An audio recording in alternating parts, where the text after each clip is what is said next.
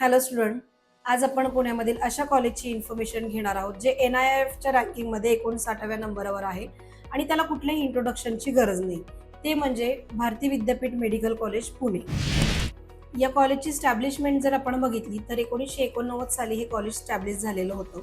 या कॉलेजचं हॉस्पिटल जर बघितलं तर 1100 ते 1200 बेडेडचं मल्टी स्पेशलिस्ट हॉस्पिटल तुम्हाला बघायला मिळेल. याचे कॅम्पस जर तुम्ही बघितले तर पुण्यामध्ये यांचं एक कॅम्पस आहे आणि सांगली या जिल्ह्यामध्ये एक कॅम्पस आहे. आणि या कॉलेजला कोर्सेस जर तुम्ही बघितले तर कोणकोणते अवेलेबल आहेत ते म्हणजे MBBS, BDS, BMS, BHMS, त्याचबरोबर फिजिओथेरपी सुद्धा इथे अवेलेबल आहे. आता MBBS कोर्स करायचं म्हणलं तर याला ट्युशन फी जर आपण बघितली तर 28,55,600 एवढे यांचे ट्युशन फी आहेत.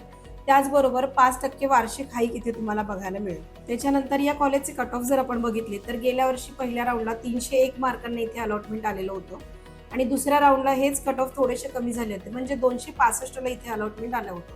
आणि तिसऱ्या राऊंडला जर बघितले तर कट ऑफ यांचे खूप कमी झाले होते, म्हणजे 233 मार्कांना इथे अलॉटमेंट आलं होतं.